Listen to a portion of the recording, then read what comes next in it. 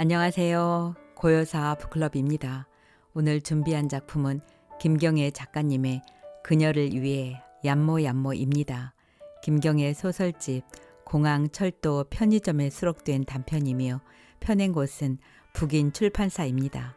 김경애 작가님은 1998년 문학사상 신인상으로 등단한 이후 여성 동화의 장편소설 공모에 당선되었습니다. 장편소설 붉은 사랑, 내 마음에 집이 있고 창작집 드무, 공항철도 편의점 등을 출간했습니다. 제목에 나오는 얌모얌모는 이탈리아 말로 가자 가자라는 뜻입니다. 그녀를 위해 얌모얌모를 외치는 소리를 따라 이야기 속으로 들어가 보겠습니다. 구독과 좋아요 부탁드립니다. 편안한 시간 되세요.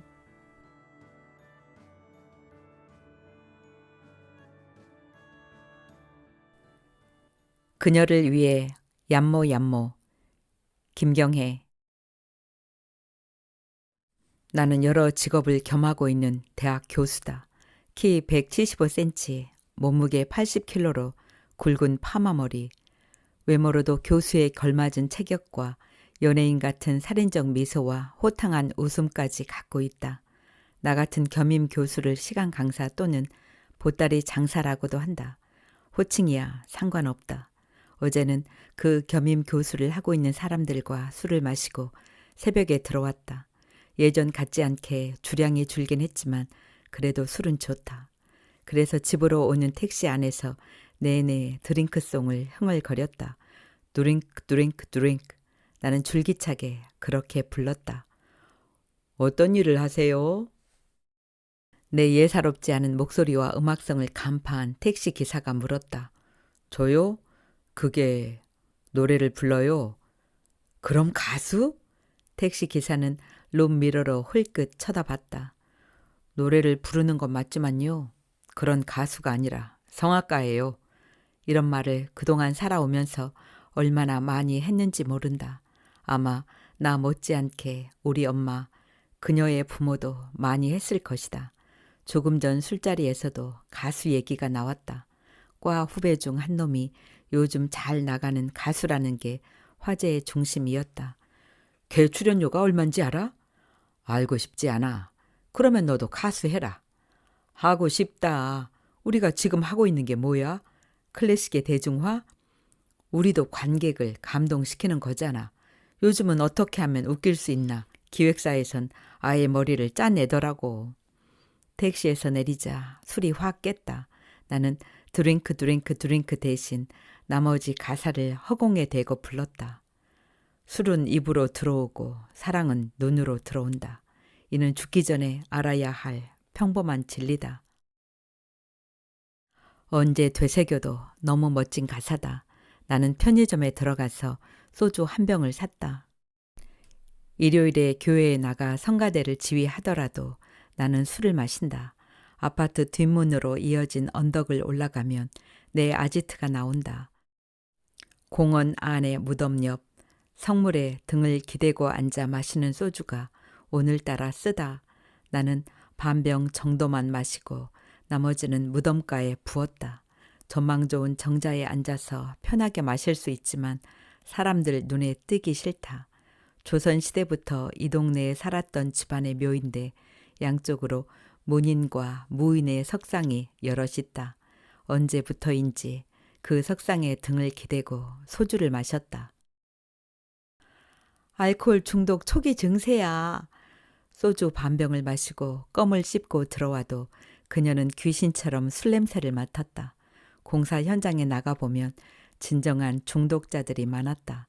일을 시작하기 이른 아침에 점심 반주로 술자리를 겸한 저녁 식사로 소주를 마셨다. 그렇다. 나는 막노동도 해봤다. 신종플루가 기승을 부리면서 공연이 끊겼다. 레슨도 덩달아 다 끊겨버렸다. 전직 대통령의 죽음에도 모든 공연이 취소됐었다. 그녀도 나와 마찬가지 신세였다. 콩나물 대가리 보기도 싫어. 음표를 콩나물 대가리로 말하는 걸 보면 그녀가 얼마나 그녀의 생활에 신물을 내는지 짐작할 수 있었다. 때문에 적잖이 당황스럽기도 하고 우습기도 하면서 나는 내색하지 않았다. 차라리 1,000원짜리 김밥이나 팔았으면 좋겠어. 작곡을 전공한 그녀의 입에서 나온 말이었다. 그녀 아우디를 끌고 다니며 프라다, 테스토니, 포지에리, 페라가모, 마르닉 등 이태리산 명품 구두와 가방으로 패션을 완성한다. 요즘 유행하는 말로 엣지한 것만 걸친다. 다만 이게 모두 유학 생활 때 벼룩시장에서 산 물건들이며 최근에는 한 번도 새 것을 산 적이 없다는 거였다. 그래서 그녀는 유학생 시절에 지인들 만나기를 꺼려한다. 아직도 그거 써? 그녀가 세상에서 제일 듣기 싫어하는 말이다. 오늘은 오후에 공연이 있다. 늦은 아침 침대에서 뭉그적거리는 나를 그녀는 그대로 내버려 둔다. 어젯밤 술을 마시고 새벽에 들어온 나 때문에 단단히 화가 났다는 뜻이다. 나는 조심스럽게 거실로 나왔다. 그녀는 화난 사람치고는 너무나 평온하게 팔짱을 낀 채 베란다를 통해 공원을 쳐다보고 있었다. 나도 그녀를 따라 밖을 쳐다봤다. 숲속 오솔길을 따라가 보니 꼭대기에 정자가 보인다. 그 옆에 나의 아지트가 있다는 걸 그녀는 아직 모른다. 가을은 남자의 계절이라는데 나보다 그녀가 더 감상적이 되나 보았다. 괜히 말 잘못했다가 된통 당할 것 같아서 화장실로 갔다. 보통 땐 부드럽지만 한번 화가 나면 걷잡을 수 없는 그녀다. 이럴 땐 얼른 나가는 게 상책이다. 라면 먹을 거야? 라면이라도 같이 나눠 먹는 의리를 발휘하려고 나는 조심스럽게 물었다. 그녀는 미동도 하지 않았다. 나는 라면 국물에 밥 한 공기까지 말아 먹었다. 그리고 식탁 위에 있는 양파 베이글을 까망베르 치즈를 듬뿍 얹어 먹어버렸다. 물론 프림과 설탕이 들어간 달짝지근한 커피 믹스도 한 잔 타마셨다. 도대체 때와 상황을 가리지 않는 나의 주체할 수 없는 식욕이 그녀의 등을 바라보고 있자니 민망해진다. 오늘 공연은 명동에서 있다. 공연이 있다면 무대를 가리지 않는 프로 정신이 누구보다 강하지만 조명도 없는 거리의 무대는 아직 꺼려진다. 좀 더 솔직히 말하자면 시장통 같은 곳에서 가던 길 멈추고 서서 아무나 볼 수 있는 무대는 사양하고 싶다. 하지만 지금 찬밥, 더운 밥 가릴 때가 아니다. 내가 현관문을 열고 나올 때까지 그녀는 그대로 서 있다. 오늘은 거리에 차가 막혀도 상관없다. 차라리 느긋하게 라디오를 들으면서 가는 게 좋다. 내가 꿈꾸던 삶은 이런 느긋함과 적당한 감상이었다. 지금 블루 마운틴과 프렌치 바닐라를 2대1로 섞어내린 커피 한 잔이면 세상에서 더 부러울 것이 없을 것 같다. 그녀는 요즘 커피를 마시지 않는다. 커피를 갈고 내리는 커피 도구는 먼지를 뒤집어 쓴 채 싱크대 한 구석에 박혀 있다. 덕분에 나는 일회용 커피 믹스를 애용하고 있다. 유학 시절 커피를 하루 종일 달고 살았지만 지금은 오후 4시 이후로 절대로 커피를 마시지 않는다. 늦은 오후 무엇인가를 시작하기엔 너무 늦고 일을 끝내기엔 너무 빠른 그 시간에 딱히 할 일이 없으면 가슴이 답답했고 그래서 커피를 마신 날은 한 잠도 못 잤다. 불면증으로 잠을 이루지 못한 채 일어난 다음 날 핏발이 선 눈동자로 강의를 하고 무대에 설 수는 없다. 비록 일주일에 몇 번 되지 않는 강의지만 아직은 학생들에게 인기 있는 교수님이다. 교수님, 제 친구 중에 반수하는 애가 있는데요. 레슨 해주실 수 있으세요? 어제 수업이 끝나고 빨간색 미니 쿠퍼를 타고 다니는 여학생이 물었다. 속으로 쾌재를 불렀지만 침착했다. 오, 그래? 시간이 겹치지 않으면 해줄게. 수리 영역을 포기한다 해도 나머지 과목에서 절대 좋은 성적을 낼 수 없는 돈이 많은 집 아이들이 아직도 성악과를 지원하며 그래서 무늬만 교수인 우리의 숨통을 트여준다.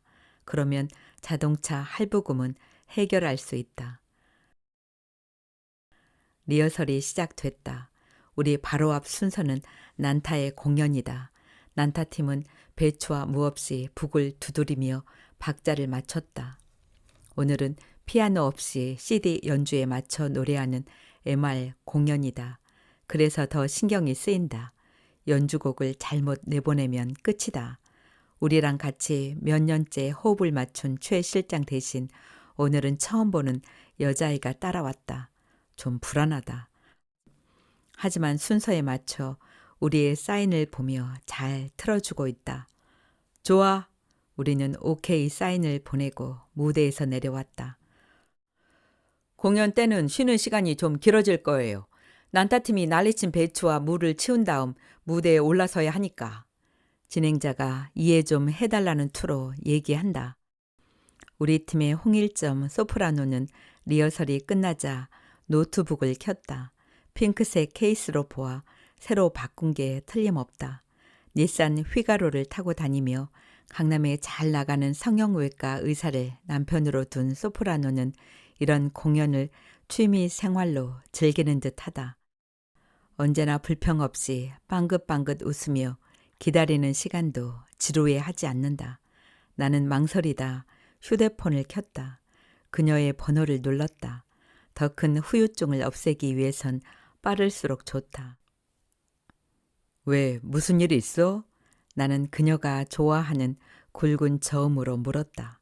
그녀는 대답이 없다. 왜 그래? 이번엔 사랑의 세레나데처럼 조금 부드러운 목소리를 냈다. 어떡해? 그녀는 울음을 터뜨렸다.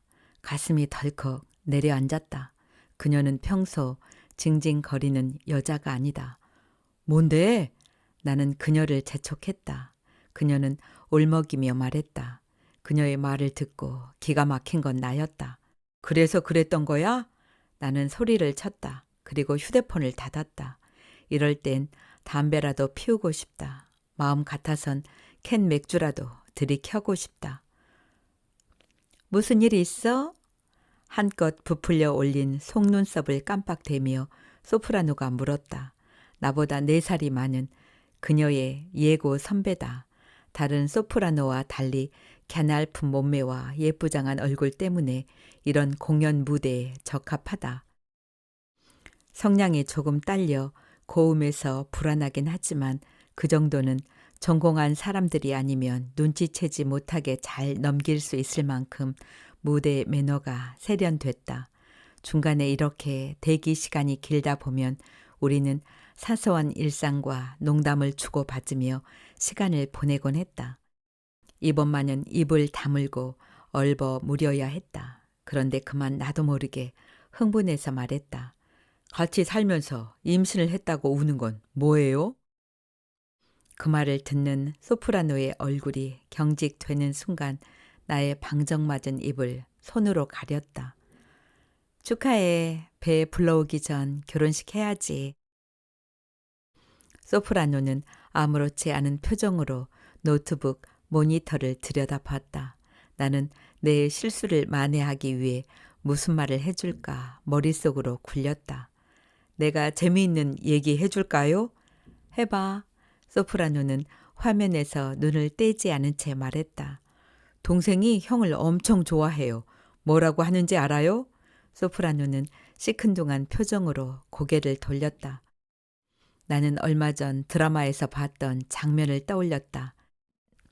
형광펜이라는 내 대답에 소프라노는 살짝 미소를 지어 보였다.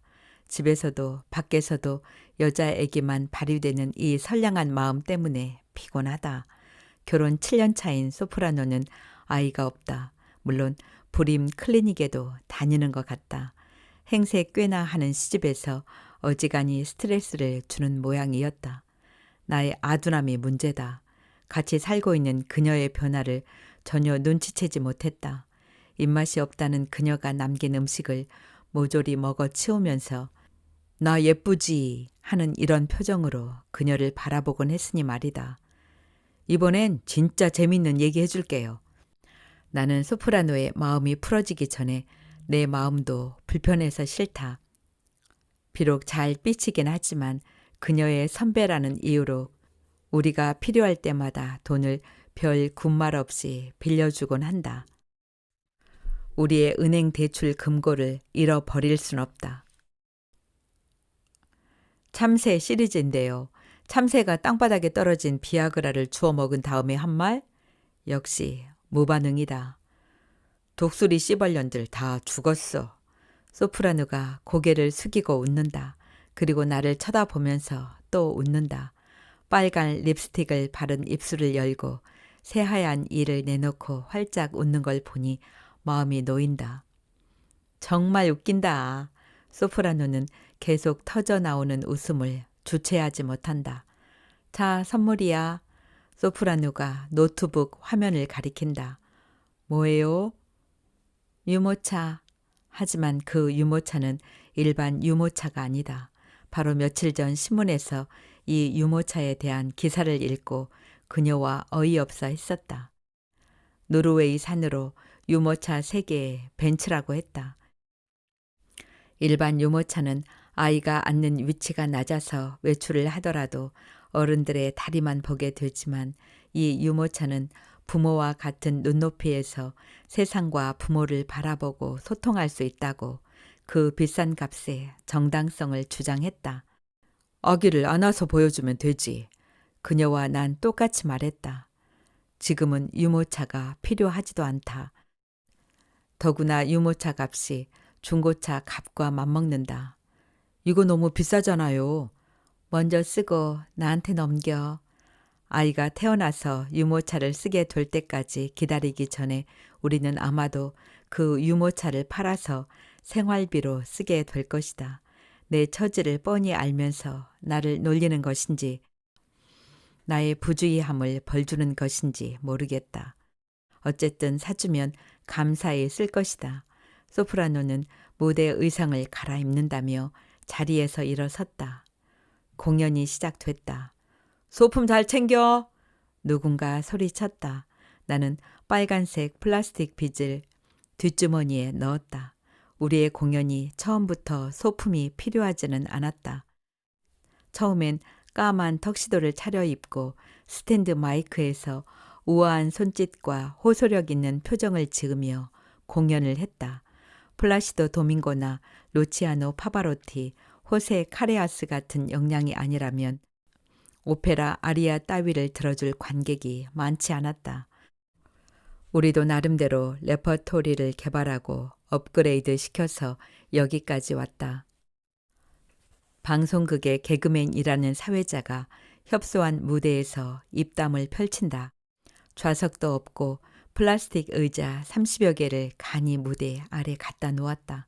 그나마 사람들도 다 차지 않고 사람들은 지나가면서 무슨 일인가 힐끔거린다. 난타팀의 공연이 끝나간다. 북의 리듬이 틈을 주지 않고 사람들의 시선을 끌어올리기 시작한다. 스포츠 브라 같은 윗도리를 입은 여자 단원이 두 손을 위로 올릴 때마다 배꼽이 훤히 드러난다. 사람들의 박수 소리와 함께 흰 연기도 팡팡 터진다. 어떤 남자들은 휘파람을 불어댄다. 이젠 우리 차례다. 하지만 조금 기다려야 한다. 진행 요원들이 무대 위로 뛰어올라 무와 배추를 치운다. 작은 무대 위에 가득한 무와 배추를 그대로 밖으로 쓸어낸다. 갑자기 사람들이 웅성거린다. 뭐야? 우리 팀은 고개를 내밀어 무대를 쳐다봤다. 한 할머니가 무대 위로 올라가 잘게 썰어진 무와 배추를 대형마트 상표가 찍힌 비닐봉지에 담고 있다. 진행 요원들이 아무리 말려도 소용없다. 아, 예, 요즘 경제적으로 많이들 힘들어하고 계신데요. 저런 알뜰함이 필요하지요. 저런 우리들의 어머니가 없었다면 우리들도 이렇게 잘 먹고 잘 크진 못했을 거예요. 자, 그런데 할머니, 저도 먹고 살아야 돼요. 빨리 공연을 시작해야 되니까 이제 그만 내려가시면 안 될까? 사회자가 콧소리를 내며 애교를 떤다. 할머니는 들은 척도 안 한다. 엄마, 나 좀 도와줘. 안 그러면 나 잘린단 말이야.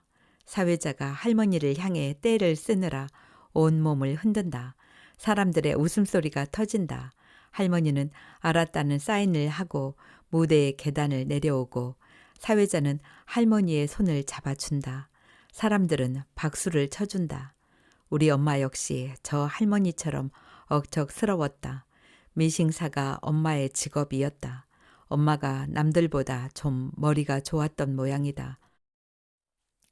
그 많은 미싱사 중에서 엄마는 하루에 한 개뿐이 만들지 못하는 밍크 코트를 만드는 일을 했다. 겨울이 오기 전 1년 동안 재봉틀에 앉아 하루 종일 밍크를 박아댔다. 엄마보다는 엄마 같은 기술자를 데리고 있던 사장이 엄청 돈을 벌었지만 어쨌든 엄마 덕에 그래도 유학을 갈 수 있었다. 이제 곧 다음 공연이 시작하기 전 선물을 드릴 텐데요. 오늘은 특별히 이곳을 찾아오신 분들 중에서 제일 먼 곳에서 오신 분부터 선물을 드릴 겁니다. 자, 어디서 오셨는지 말씀해 주세요. 사람들이 여기저기서 손을 든다. 광주, 미국, 일본, 중국, 캐나다에서 왔다는 사람들과 외국인이 몇 있다. 사회자는 제일 먼저 군대에서 나왔다는 청년에게 선물을 준다. 결코 쉽게 나오지 못할 곳이라서 준다는 거였다. 또 어디서 왔냐는 질문에 한 고등학생이 대답한다. 4차원에서 왔어요. 그래? 지구를 얼른 떠나거라. 사람들이 웃는다. 그때 한 남자가 소리친다. 이태리요. 사회자의 목소리가 커졌다. 아, 로마요? 우리 팀 모두 서로의 얼굴을 마주 봤다.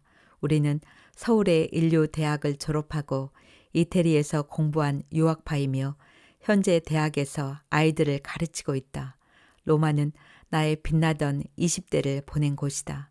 열정과 희망과 모험으로 가득한 그때 나는 하루하루를 치열하게 살았다. 대학 졸업 후 대기업에 취직한 친구의 아들을 부러워한 엄마를 모른 채 하고 나 때문에 월급을 집안에 보태는 형을 모른 채 하고 대학 4년을 나만 바라본 첫사랑을 모른 채 하고도 그때 나는 행복했다. 드디어 무대로 나갔다.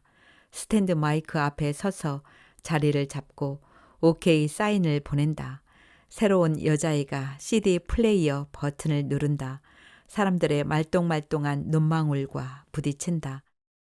이제는 살짝 미소 지어줄 수 있는 능청스러움도 가지게 됐다. 우리들은 미남이다, 미남이다. 너만 빼고 저 귀여운 아가씨가 얘기하듯 우리들은 미남이다, 미남이다. 너만 빼고 팀 동료 4명이 나를 손가락으로 가리키며 노래한다. 사람들이 웃음을 터뜨린다. 나는 아니다 라는 제스처를 취하면서 뒷주머니에 손을 갖다 댄다. 빨간 빗을 꺼내서 머리를 빗으며 사람들을 더 웃겨야 하는데 빗이 없다. 동료들이 얼른 꺼내라고 계속 신호를 보낸다. 사람들의 웃음을 유도할 첫 번째 타이밍을 놓쳐버렸다. 할 수 없다. 다음 반주곡이 나왔다. 산타 루치아다. 이번엔 솔로가 먼저 시작한다. 우리들은 감탄하는 표정으로 솔로를 주시한다. 사람들 역시 조용히 솔로의 노래를 듣는다. 모두 같이 합창을 하자 잠깐 솔로가 쉰다. 솔로는 너무 열창을 한 나머지 더워서 턱시도에 재킷을 벗는다. 그리고 노래를 하는 우리를 향해서도 벗으라고 손짓한다. 우리는 산타 루치아를 외치면서도 여유롭게 재킷을 벗는다. 재킷을 한 손에 걸친 채 노래를 부르는데 맨 끝에 서 있는 김 교수가 벗지 않는다. 우리는 그를 향해 계속 벗으라고 재촉을 하며 노래한다.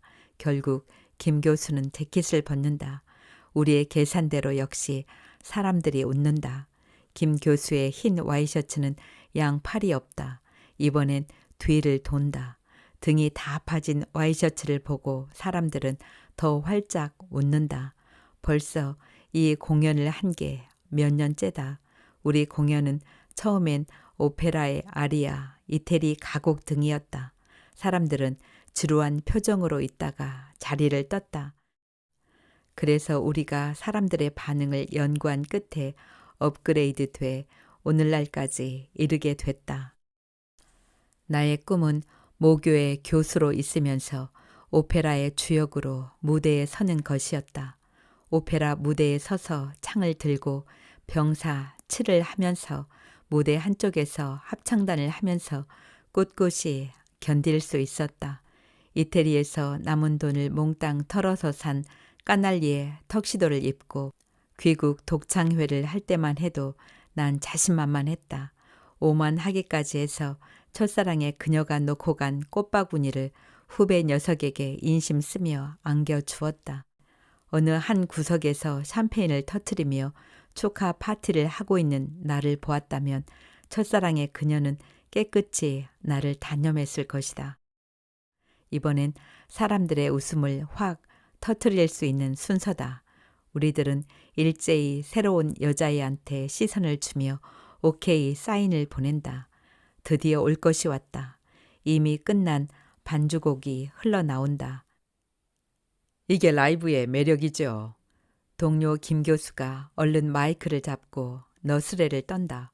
우리들에게 어린 시절의 추억을 떠올리게 하는 만화 영화 주제가인데요. 저기 꼬마 친구들을 위한 노래니까 잘 들어봐요. 불안한 마음으로 여자애를 쳐다보지만 여자애는 남감한 표정이다. 급기야는 무대 아래로 뛰어온다. 어떡해요. 버튼이 안 눌러져요. 아무리 눌러도 먹히지 않아요. 뒤에 곡이라도 반주가 나오면 부르면 되는데 반주 없이는 아무것도 할 수 없다. 눈치 빠른 사회자가 상황을 수습한다. 네, 잠시 후 공연이 다시 이어지겠고요. 막간을 이용해서 또 선물을 나눠주는 시간을 갖겠습니다. 이번엔 사회자의 말이 끝나기도 전에 우리는 무대 뒤로 나왔다. 김 교수가 진행실로 뛰어갔다. 아니, 최 실장은 왜 하는 거야? 클레임 걸려서 출연료도 못 받는 거 아니야? 동료들은 불평을 쏟아냈다. 사람들은 선물이란 말에 무대 위로 거리낌 없이 올라섰다. 나는 꺼 있던 핸드폰의 전원을 켠다. 그녀의 번호를 누른다. 아무리 그래도 그렇지 축복받을 일을 슬퍼하는 건 너무하잖아. 그녀는 역시 아무 말이 없다. 난 기쁘다. 그리고 결혼하자. 그녀는 아직도 침묵이다. 기쁜 소식. 며칠 전에 우리가 신문에서 본 그 비싼 유모차. 소프라노 선배가 사준대. 그리고 휴대폰의 뚜껑을 얼른 닫았다. 잠시 후 그녀에게 문자 메시지가 왔다. 행복하게 살고 싶어. 나는 휴대폰 문자 메시지를 들여다보면서 헛웃음을 날렸다.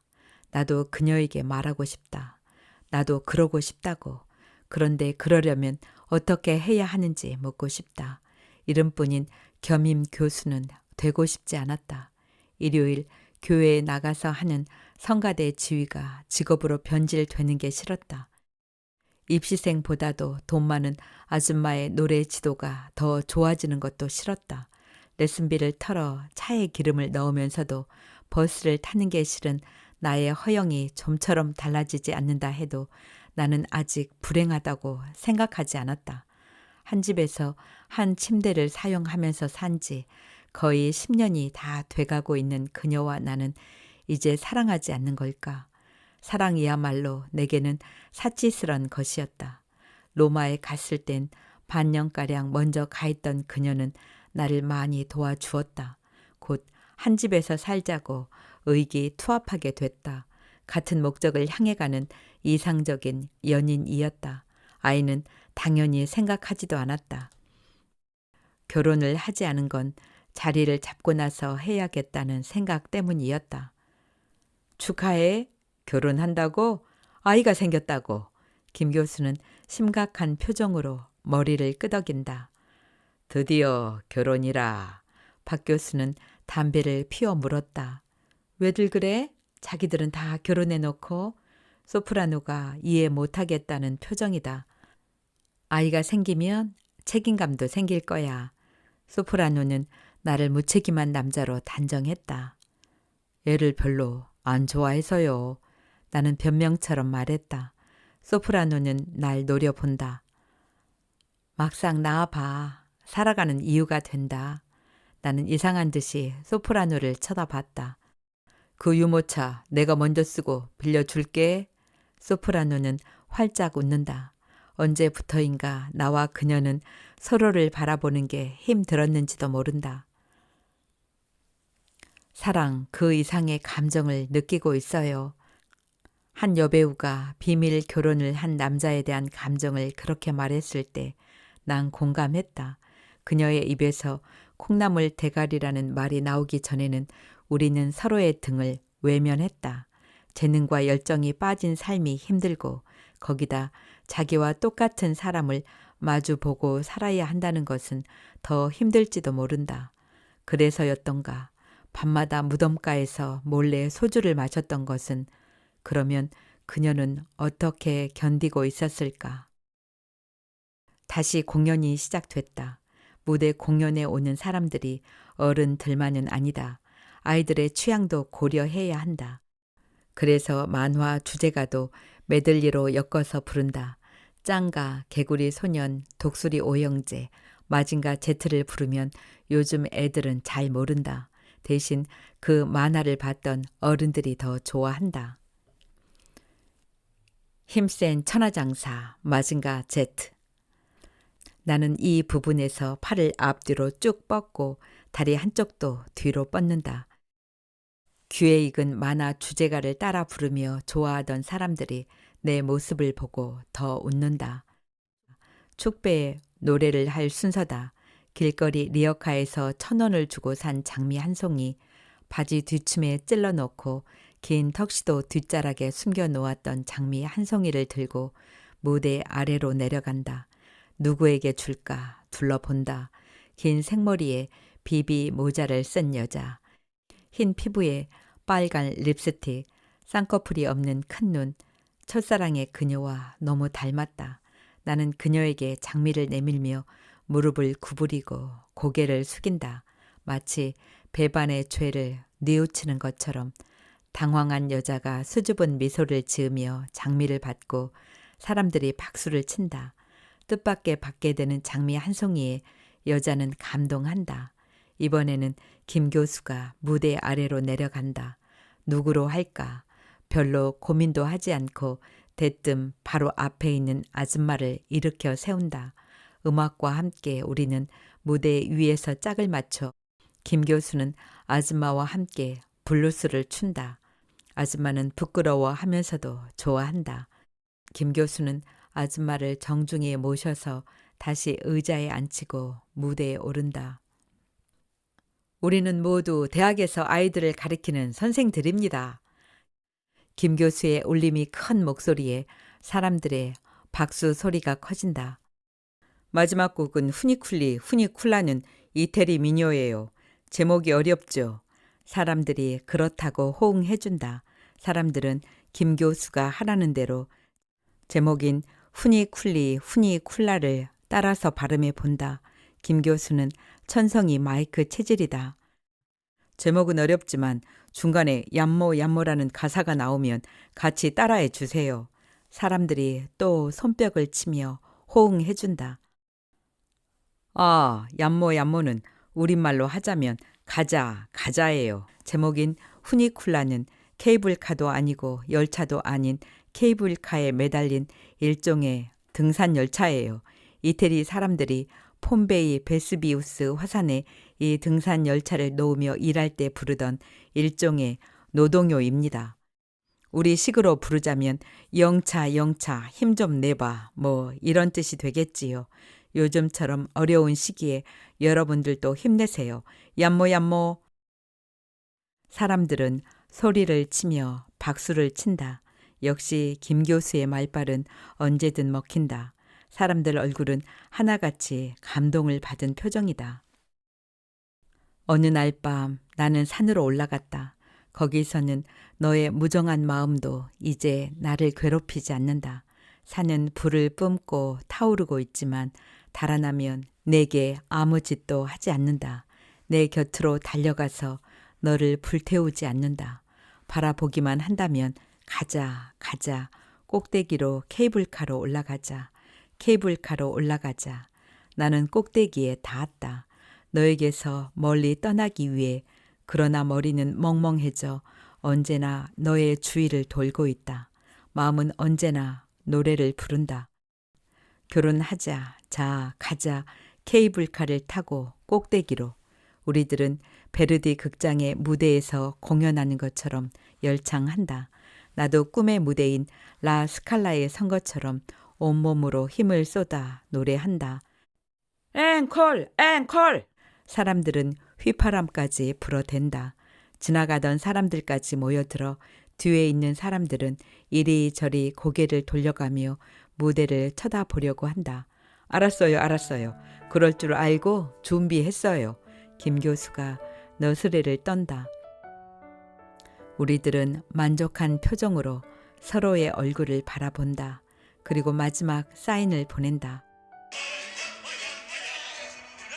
나는 큰 소리로 노래를 부른다. 이야기는 여기까지입니다.